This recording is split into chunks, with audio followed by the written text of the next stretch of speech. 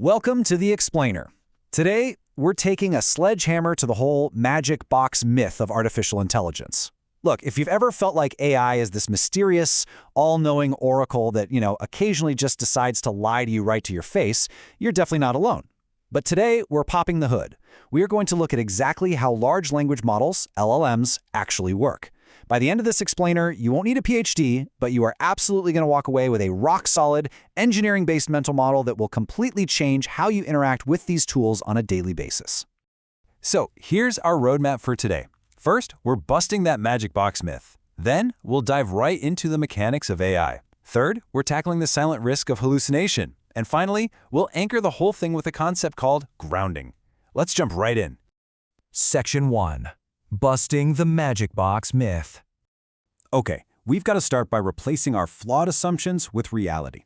The absolute biggest myth out there is that when you ask an AI a question, it scurries off and looks up the factual answer in some pristine, perfect database.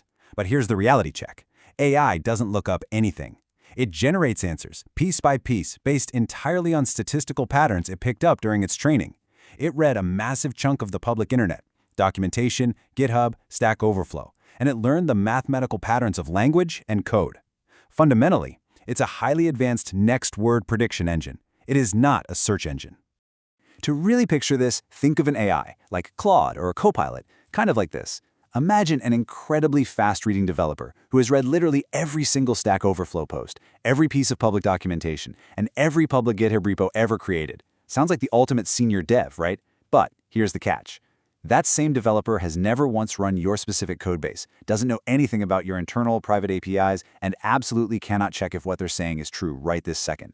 They are brilliant at general patterns, but completely blind to your proprietary reality.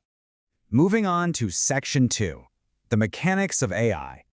So, if it's not a magic box, how do we actually operate this statistical machine? Let's do a rapid-fire breakdown of the core vocabulary you need to control it. First up, tokens. AI doesn't read human words. It processes tokens. A token is basically the smallest fundamental unit of AI processing, and on average, it's about 3/4 of an English word.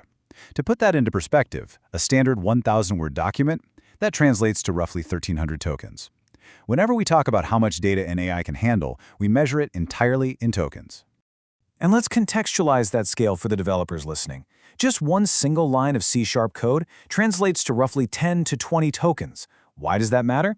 Well, because if you lazily paste a 500-line file into your prompt when you really only needed help with one specific function, those tokens add up incredibly fast.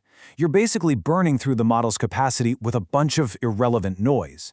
Which brings us perfectly to our next mechanic, the context window. The context window is simply the total amount of tokens the AI can hold in its working memory at any given time.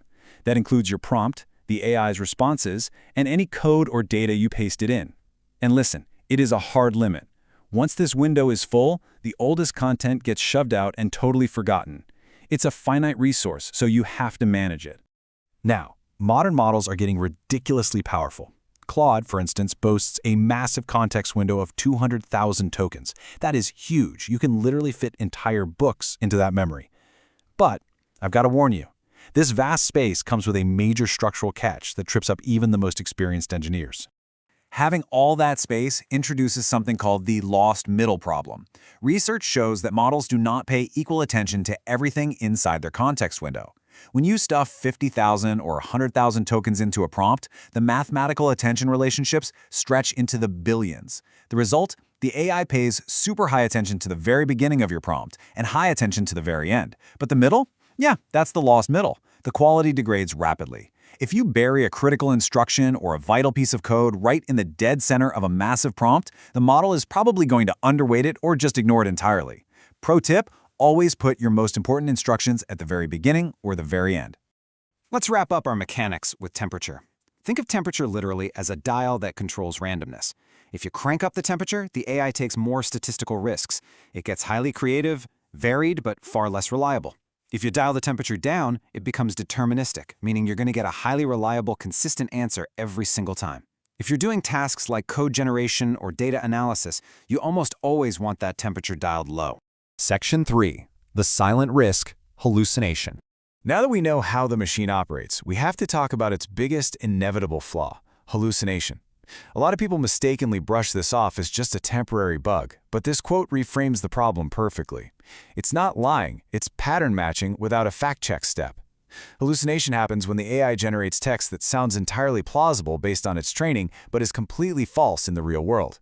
Guys, the model has no malice, it has no internal truth filter. It's literally just mathematically predicting the next most likely token. Let's look at a concrete, terrifyingly plausible example. Say you ask an AI to check a payment decline. The AI confidently spits out this line of code on the screen. It looks perfectly formatted, right? It follows the naming conventions. If you paste it into your IDE, it might even compile. But here's the kicker. That method does not exist in the actual Audion SDK. The AI just hallucinated it, because statistically, methods like that usually exist in payment APIs. And the worst part? It won't fail until runtime. This is exactly why you can never, ever blindly trust unverified output. Section 4. Anchoring with grounding. So how do we actually fix this? If the model is just a pattern matcher prone to confident hallucinations, how do we make it reliable for real work? The answer is grounding. Grounding is the ultimate practical cheat code here. It's the single biggest quality lever you have. Grounding simply means giving the AI actual real-world facts to work from right inside the context window. Instead of asking it to guess why an error is happening from memory, you paste in the exact error message. You paste in the specific log lines. You provide the actual documentation. By doing this, you force the model to reason over real data instead of falling back on its invented statistical patterns. Look at this stark difference this makes. It's night and day. If you ask an ungrounded model, hey, what's our internal runbook for database connection errors? It's either going to hallucinate a generic answer or tell you it doesn't know. It's guessing. But if you have a grounded model, where your system actually grabs your company's specific runbook document and silently injects it into the prompt before the AI even answers, boom, now the model is reasoning accurately over your specific real-world facts. You completely remove the guesswork.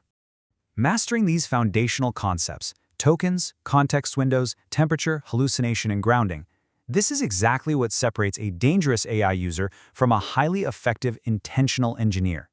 The dangerous user pastes in huge ungrounded prompts and blindly trusts whatever comes out. The intentional engineer understands the mechanics, which elevates their work from frustrating, ad hoc usage into a genuinely powerful standardized workflow. I want to leave you with a final provocative thought to really cement this mental model. The next time you open up Claude, Copilot, or any AI tool, I want you to ask yourself, are you treating it like an all-knowing oracle that magically holds the absolute truth? Or are you treating it like the incredibly powerful statistical pattern matcher it actually is? Give it the grounded context it needs, manages memory wisely, and I promise you it will transform how you work. Thanks so much for joining me on this explainer, and I will catch you next time.